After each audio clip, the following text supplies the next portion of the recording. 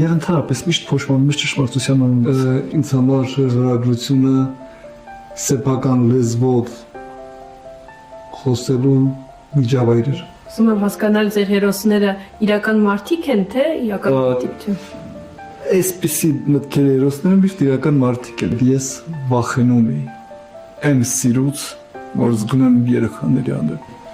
Սա առողջության հրապարակով պատմում, բայց որ ես ինքնուրույն վախեր չունեմ։ Սկսել էր ստեղծագործել, երբ 13 տարեկան էր։ Ասում է, այն ժամանակ հասել էր վախկոտության իր գագաթնակետին եւ գրում էր, որպեսզի պաշտպանված լինի։ Այսօր իմ զրուցակիցն է հրապարակախոս, արձակագիր, լրագրող Մհեր Աշակյանը։ Պարոն Աշակյան, հիմա էլ եք շարունակում ստեղծագործել մանկությունից մինչև օրս։ Արդյոք հիմա էլ պաշտպանվածության կամ պաշտպանության կարիք ունեք։ Չեմ ծածր։ Չէ, վաղուց ես այդպիսի ես տեքստին այդպիսի բաներ չեմ վերապահում, որպեսզի ինքին իր միջոցով ես պաշտպանված լինեմ։ Հիմա պարզապես գրում եմ, եւ շատ քիչ, իդեպ հիմա շատ քիչ եմ գրում։ Իսկ ինչից էիք վախենում 13-14 տարեկանում։ Չեմ հիշում։ Եթե լավ մտածեք։ Ես հավանաբար վախենում եմ, որ ինձնից ոչինչ չեմ դրկա։ Դա ամենամեծ վախները չմնաք։ Հարցերը կազմելիս ես ուսումնասիրում էի ձեր ստեղծագործությունները, Facebook-յան գրառումները, անգամ հարցազրույցները ու շատ մեջբերումներ կան եմ ընթացքում հեսեր գրառումներից, բայց մինչև դրան անցնել եք, խնդրեմ, ասեք դուք ձեզ գրող, ստեղծագործող, թե լրագրող եք համարում առաջին հերթին։ Ես ինձ համարում եմ գրող, ճիշտ ես եմ ինձ համարում գրող, ուրիշները կարող են մտածել, որ նայեց ինչ գրող, բայց որ լրագրող չեմ դա հաստատում։ Լրագրող չեմ մի բարձ պատճառով, որ ինձ համար ավելի հեշտ է ճանաչել նրանց, ովքեր լրագրող են եւ իսկապես լրագրող են, ովքեր որոնց կողքին ես չեմ կանգնի որպես լրագրող, այսինքն իրավունք չեմ ունենա կանգնել, որևէ առավելություն չունեմ, որպեսզի կանգնեմ նրանց կողքին որպես լրագրող։ Որպես գրող շատ ավելի քիչ առավելություններ ունեմ, բայց այստեղ ես ինձ ցույց եմ տալիս մտածել, որ ես գոնե կարող եմ 1-2 միտք ասել, որ աշխարհում ոչ ոք չի ասել։ Եվ կամ գրել մեկ բան աստեղծություն, որ աշխարհում ոչ ոք չի գրել։ Եվ միայն այդ պատճառով, որ դա ոչ ոք չի գրել, ինձ համար հեշտ է մտածել, որ ես գրող եմ։ Իսկ ով է իսկական լրագրողը ձեզ համար։ Անունով թե կերպարով։ Չէ, կերպարով։ Իսկական լրագրողը նա է, ով տեսնում է բոլորին ակն այդ փաստը եւ այդ փաստի միջով իրացնում է իր սեփական լեզու։ Չնայած դա նաև գրականությանն է վերաբերում, բայց ես քանի որ գիտեմ այդպիսի մի քանի լրագրողի գոնե մեկին առնվազն գերազանց գիտեմ եւ ինքը այդ իմաստով լավագույնն է։ Ինքը կարողանում է գրողի նման փաստի մեջ տեսնել այն,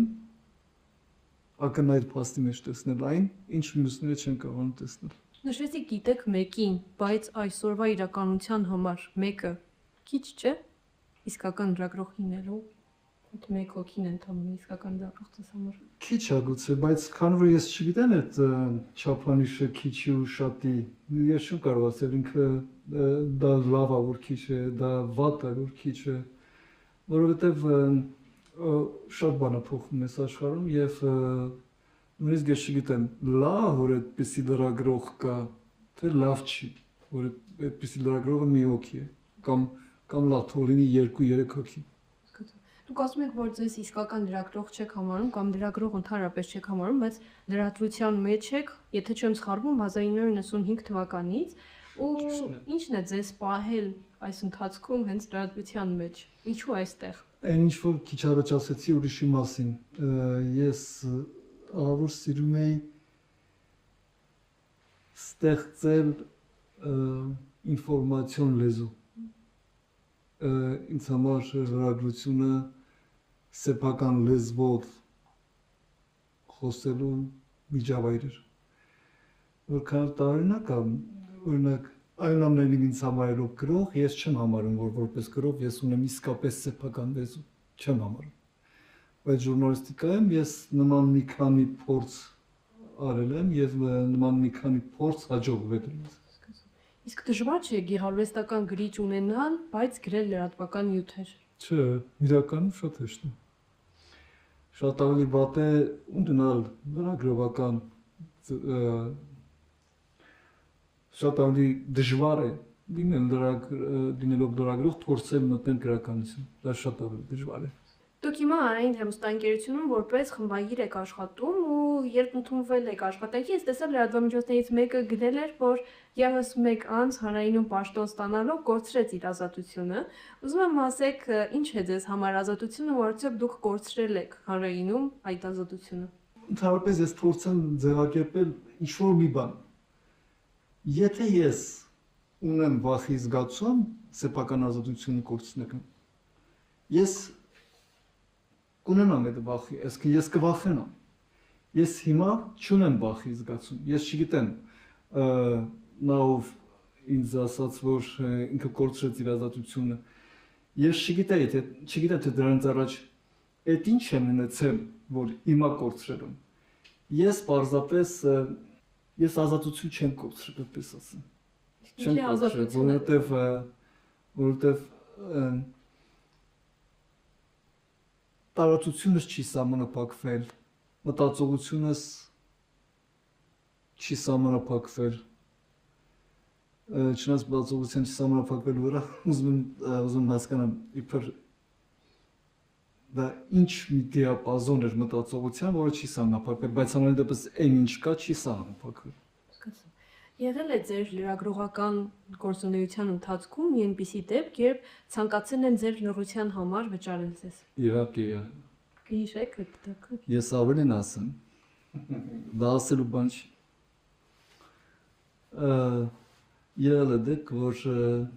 ես լուսաբանում էի, սա առաջին անգամ հրապարակավ պատմում, ես լուսաբանում էի երթուղային տաքսիների վարորդների ցույց եւ աշխատում էի հեռուստաընկերությունում եւ այդ ցույցի ժամանակ այսինքն ես գնացել եմ եւ վարորդներն եմ լուսաբանում, որոնց խոսքը պայմանական ասած արդար է, իրենք արդար են այդ բողոքի փորձողության մեջ։ Կարծեմ իրենց վարձավճարներն էին փորձում բարձրացնել, գծի տերեր, այն ժամանակ գծի տերեր կային, հանրապետականների գծի տերերը։ Եվ ես այս վարորդներին խոսացնում եմ եւ ինքս էլ տրամադրված եմ, որ այս մարդկանց խոսքը նորմալ է, որովհետեւ իբր ինչ են աշխատում, որ մի հատ էլ վարձավճարները բարձրացնում են, բայց այդ մարդիկ, քանի որ դու լրագրող ես, իրենք չեն հավատում, որ դու իրենց համար ես եկել, իրենք մտածում են, թե դու իշխանությունը քեզ ուղարկել է, որպեսզի իրենց վրա ցեղ շպրտես, կամ իրենց արդարությունից ուրիշ բան ստանաս։ Եվ այս մարդկանցից մեկը այս վարորդներից մեկը, այսինքն համ իրենք արդար են, համ փող են կորցնում այդ իշխանության գործողությունների արդյունքում գծի տերերի, համ էլ մտածում է, որ այդքանով հանդերձ ինձ փող տա։ Եվ ես ձայնագրության ժամանակ զգում եմ, որ մեկը մտավ գրիպանս, զգում եմ։ Ես ասացի լավ, քանի որ այդ խմբագրությունը, որտեղ ես աշխատում էի, քաղաքապետարանի հենց կողքն էր, քաղաքապետարանի մոտ էր միտինգը, ասի լավ, կճշտեն, կվերադառնան այս բանին, այս գրպանությունը, որտեղ ես նայեցի այդ մարդու դեմքին։ Ձայնագրությունը վերջացի բանը, գնացի հիմնակ, ես ձերս տարա գրպանս, տեսնեմ այս մարդը փող ա բերել, $200։ Ես էլ մի որոշ ժամանակ աշխատավարձ չէի ստացել, ասի լավ։ Փողա, ոչ, տեսնեմ, ինչ անրոալ։ Եվ նստել եմ նյութն եմ գրում։ Ես զգում եմ, որ ոչ մի բառ գլուխս չի գալիս, ոչ մի բառ, բացարձակապես։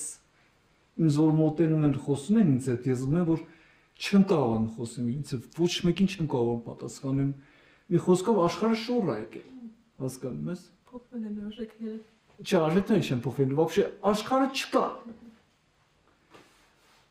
Մտածում եմ ինչ կատարում, այսինքն դες զգում եմ ինչ կատարում, բայց փորձում եմ ասել լավ, գուցե դզվի, այտենց, բայց դա լոք շուտ է վերա մի 5 րոպե։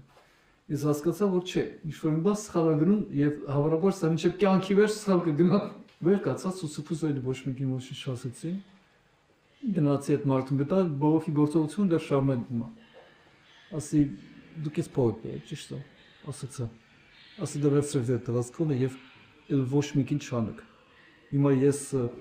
մի քիչ առաջ մնացի ոտքիս վրա, մեկ ուրիշ կավա ոտքի վրա չմնա։ Ուղղակի գնի մեքենայի տակ այս գործողությունից։ Էլ դες բան չանիկ։ Այս մարդը ասաց լավ, ասի вообще ձեր գործողությունը նշանակում որ դուք ինչ չեք հավատում։ Այսինքն դուք կասկածում եք, որ ես կարող եմ ձեր գրքին սարքել, եւ ձեր փողում եւ այլն։ Դեպոսկով այս մարդը ասաց, հա, մենք բոլորին ենք այդպես վերաբերում։ Ասի բավ չեք անում, դա խոսքում։ Այդ եւ այդքանով ավարտել է, դա միակ ձեռքն է։ Դա միակն էր, որ առաջարկում էի, թե միակն էր, որ վերցրել էիք ու Վերցրել են, չեն առաջարկել, վերցրել։ Ըստ էության վերցրել են։ սկսում, բայց եղել է որ առաջարկել, Հա, այս առաջարկները բոլոր մերժել են։ Անխտիր։ որքան է եղել ամենամեծ գումարը, եթե այսպես հիշել։ Չեմ նշում, որ ինձ հետ թվով խոսել։ Ինչ։ Որ ասեմ կոնկրետ այսքան տանկ եւ այլ, չէ։ Ինչ։ Հիմա մի փոքր էլ ստեղծագործական գործունեությունից, երբ ուսումնասիրում եք ստեղծագործություններն ընդհանրապես գրառումները եւ այլն, այստեղ ինչ-որ հակասություններ էի նկատում։ Այնտեղ կար եւ սեր, եւ ատելություն, եւ բարեկամություն, եւ թշնամություն, ինչ-որ այդպիսի հակասություններ էի նկատում, ինչ-որ է պայմանավորված այս հակասությունները։ Դες վեկան դրանք հակասություններ չեն, դրանք հասկացությունները եւ աշխարհը իրար հետ սինխրոնացնելու փորձեր են։ Աշխարհում կա ատելություն, աշխարհում կա սեր, աշխարհում կա հարազատություն, աշխարհում կա թշնամություն։ Այս բոլորը մի աշխարհի մեջ ամեն մեկը իր տեղը դնելու բանտա, այս մտածելը ամեն ինչ իր տեղը դնելու փորձը։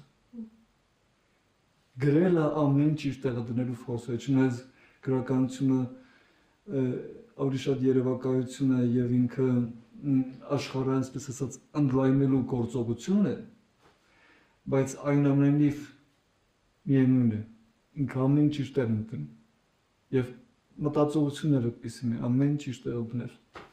Երբ խոսում էի հակասության մասին, այսպեսի մի տողեր առանձնացրի, ասում եք ինչու է քեզնից հետո բոլորը դու, երբ քեզնից առաջ նույնիսկ դու չէիր։ Նո, դա պետք է երբ ինչ ասում ինձ դուր գալիս։ Ահա մի այսպեսի բաներ ասեմ ու նոր խոսեմ, ես ճիշտ եմ ֆիքսել, որ դուք չեք հիշում ձեր ստեղծագործությունները, որոնք հետագայում հրապարակվում են, թե։ Հա։ Ինչու է պայմանավորվել։ Բախ տեր չեմ, երկրորդ տեր չեմ ինչ իմաստով, ոնց որ էլ ես դրա հետ կապ չունեմ, երկրորդ չեմ էլ ուզում կապ ունենալ։ Ինչու։ Հա, որովհետև իրար միշտ թոշմանում ես գրածիդ համար։ Միշտ գրեթե միշտ թոշմանում ես։ Եվ մասնավորապես այդ բնույթի մտքերի համար, այդպիսի, որոնք ոնց մեջ է ռոմանտիզմի դոզան տհաճորեն շատ է։ Եվ վերջը թոշմանում ես։ Թոշմանում ես մի քանի պատճառով, այն պատճառով, որ ինքը անհարկի պոետականացված միտք է։ Թոշմանում ես, որ նույնիսկ եթե կյանքի որոշակի փուլում դա եղել է ակնհայտ ճշմարտություն, կյանքի մեկը այդ որոշակի փուլում դա այլևս ճշմարտություն չի։ Եվ ընդհանրապես միշտ փոշմանում ես ճշմարտության անունից։ Իսկ ովքեր են կամ ով է այս տողերի դում։ Ուզում եմ հասկանալ ձեր հերոսները իրական մարդիկ են, թե իրական մարդիկ չեն։ Այսպիսի մտքերի հերոսները միշտ իրական մարդիկ են, բայց երբեք չես իմանալու։ Հարցազրույցներից մեկում նշել եք, որ չեք սիրում կամ չեք ցանկանում մարդկանց մտքերում, կյանքում մեծ տեղ զբաղեցնել։ Ինչու։ Հա, ես հիշում եմ կապ ինչու եմ ասել դա։ Ցանկացած ապրող մարդ իրականում դա կհասկանա, որովհետև հենց մի քիչ ուշադիր նայենք մարդկանց, տեսնում են թե ինչ է իրենց զբաղեցնում, ինչ կյանքը ապրել ինչ փորձեր են երբ ձեռնարկում եւ մտնել այդպիսի մարդկանց մտքի մեջ, փորձել տեղ զբաղեցնել, դա միշտ ագրեսիա է մարդու հանդեպ, որովհետեւ ընդհակառակը մարդուն պետք է ազատես քեզնից, որպեսզի ինքը իմանա ինչ ուղղությամբ գնա, որպես ինքը դա հասկանա կամ ինքնուրույն կամ մեկ ուրիշի օգնությամբ, որովհետև ես ճանապարհ չեմ։ Բայց չկան մարդիկ, որոնք որ ձեր կյանքում, ձեր մտքում կարևոր տեղ են զբաղեցնում։ Կան իմ ընկերները, Միայն իրենք միշտ իմ մտքում առավելագույն տեղ են զբաղեցնում։ Չէ, նաև իմ երեխաները։ հասանք երեխաներին, եթե չեմ սխալվում, դրանց անունները Ասինեն եւ Մարիամը, նրանք ձեր դուստրերն են։ Ինչ տեղ են զբաղեցնում, ասացիք, որ ձեր կյանքում են, բայց ինչ տեղ են զբաղեցնում հենց ձեր դուստրերը, որովհետեւ ինձ ասում են, որ երբ դուք խոսում եք ձեր դուստրերի մասին, կարծես դուք չլինեք, այլ Մհեր Աշակյան լինի։ Ինչ տեղ են զբաղեցնում նրանք ձեր կյանքում։ Ուղղակի ինչն եմ նկատի ունեցել, որ ես չեմ։ Կար ժամանակ, երբ ես վախենում էի այն սիրուց, որ զգում եմ երեխաների հանդեպ։ Բայց ինչ չէի վախենում, ես վախենում էի դրա հենարկիտ չունենալուց։ Ես սիրում էի եւ այսպես ասած ընկնում էի, որովհետեւ բացարձակապես եւ Դավիթ տեսակ սերեր ոնց որ օդի մեջ ես բացարձակապես կորցնում էի ինձ։ Բայց ինչ իմաստով ոնց ասես կարող մեկնաբանի ես միտքը, բայց իրականում ամեն ինչ շատ ավելի պարզ է։ Ես զգում եմ, որ առողջությունս եմ կորցնում։ Ես զգում եմ, որ մտածողությունս եմ կորցնում։ Ես բացարձակապես չգիտեի որ ինչի մասին մտածել։ Եվ ամեն ինչ ավելի դաժան է դառնում, եւ դու հասկանում ես, որ դու ընդհանրապես սիրով ես։ Դու ուրիշ ոչինչ չես անում, անող չես, դու ընդհանրապես սիրով ես։ Եվ այդ չափից ավելի սերը նաև կորցնում է քո իսկ կենսունակությունը։ Մի ստեղծագործություն կարդացի, որը նվիրված էր Աղսինեին, որտեղ ասում եք, թե ինչու եք ձեր դստեր անունը առաջնակի անուն դրել Մարիամ։ Ինչու եք դրել Մարիամ։ Դա մի ուշ պատմություն, ես вообще Մարիամ անունը շատ եմ սիրում։ Շատ եմ սիրում եւ ինքեր սիրտն ասան որ կինոսավիա ասեցին անունը ինչ ես դնելու երեխայի, ասի Մարիամ։ Ասին եթե տղալնի, ասի 5 տղալնի բոլորի անունը Մարիամ։ Այսինքն այդ անունը ավելի շուտ աղել քան երեխան։ Եվ կապ չունի ինչ սերը երեխա։ Ձեր խոսքերից է ասում եք հանճար են բոլոր նրանք, որոնք դուք չեք։ Իսկ ովքեր են հանճարները կամ ինչպիսին պետք է լինի մարդը, որ հանճար համարվի իսկպես։ Ինքը պետք է ինձ հիացնի, զարմացնի, ինքը պետք է ընդհանրապես ես նկատել եմ հանճարին բոլոր նրանք, ովքեր մի քիչ գիժ են։ Նույնիսկ եթե ինքը ստանդարտ առապաշար ունի, ստանդարտ մտածող է, այն որ մի քիչ գիժ է, դու զգում ես, որ այդ ստանդարտությունը զուտ պակաս կրթվածության հետևանք է։ Եթե ինքը մի քիչ է կրթվել, ինքը իր գժությունը կսկսեր արդեն պատուղներ տալ, որպես հանճար։ Հարցազրույցը սկսեցինք վախերի մասին խոսելիս եւ ուզում եմ հարցազրույցի այս հատվածը նույնպես դրան մասին փոքր։ Ես երբ որ ուսումնասիրում էի ձեր գրառումները, այնտեղ տեսա մի այսպիսի գրառում, որտեղ առանձնացրել եք 14 կետ, ինչից պետք է մարդ վախենա, ու այդ կետերից ամենաշատը ես հավանել էի այն կետը, որտեղ ասվում էր, որ վախեցեք նրանցից, որոնք ապուշ են ուրիշի հաշվին, եթե չեմ սխալվում ու ճիշտ եմ մեջբերում։ Ուզում եմ հասկանալ այսօր դուք ինչից եք վախենում, որն է ձեր ամենամեծ վախը։ Այսօր ես ինքնուրույն վախեր չունեմ։ Իսկ ոչ ինքնուրույն։ Ոչ ինքնուրույնը դրանք են վախերն են, որոնք վերաբերում են նաև ձեզ։ Այսինքն դա պատերազմ է։ Ուրիշ վախ, իսկ Հայաստանի մասին ես մտահոգություն չունեմ, չեմ կարծում, թե ինչ-որ մեկը այսօր ներսում լուրջ վտանգ է ներկայացնում Հայաստանի համար։ Ես միակ վախս, որ իսկն բոլոր վախերը սրբագրվել են գնացքն։ Որտեղ ինչու է պատերազմը ավելի սարսափելի, քան իմ սեփական վախը ինչ-որ բանից։ Ինձ վերաբերող վախը ինձնից, որովհետև ես մի հոգի եմ, ես կարող եմ միայն ինքս ինձ սպառնալ։ Ես շարունակել չեմ կարողանում, բայց կարող եմ ասել պատերազմը ինչով է սարսափելի, որովհետև ես ով էլ լինեմ, իմ աղջիկը ով էլ լինի, դու ով էլ լինես, մյուսը ով էլ լինի, այդ պատերազմը չի հարցնում դու ով ես։ ինքը գալիս եւ անցնում է քո վրա։ Ու հարցազրույցի երկրորդ հատվածում ես ձեզ համար նախադասություններ եմ պատրաստել։ Նախադասությունների սկզբի հատվածը ես կկարդամ ու դրանք կավարտեք դուք։ Պատրաստ եք։ Ոչ, Դե սկսենք։ լավ է։ Քանի պատրաստ եք, սկսենք։ Առաջին նախադասությունը առանց սիրո Ավելի հեշտ է, բայց ավելի անիմաստ։ Եթե ես կրկին ծնվեի,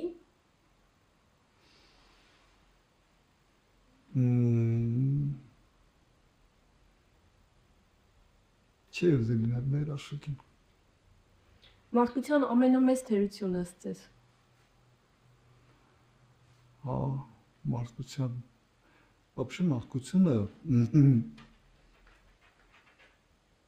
ինքնի թերությունն է։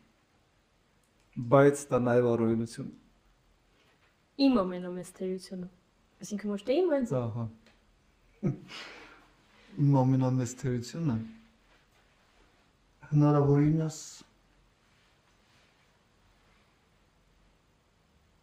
հեռու գնալ սեփական հենակետերից։ անցյալը պետք է հիշել, բայց Բայց պետք է մոռանալ։ երջանկությունը սկսում է այն պահից, Երբ գտել ես ամենակարևորը։ ավելի լավ է սխալվել, քան Չլինել։ ճշմարտությունը հաճախ ցավալի է, Բայց ինքն իրանոց դեպ եւ վերջում, եթե ես ժամանակը 40 տարի հետ տայի ու հանդիպեի 13-ամյա մհերի, ինչ կասեի նրան։ Տասը եթե ձև ունես շատ հեռու մի գնա։ Շնորհակալություն։ Եվ մեր զրույցը ավարտենք Մհեր Աշակյանի խոսքերով։ Սկզբից քեզ թվում է, թե ոչ ոքի չես սիրի, հետո քո կյանքում հայտնվում ես դու։ Միշտ սիրված եղեք։ Հաջողություն։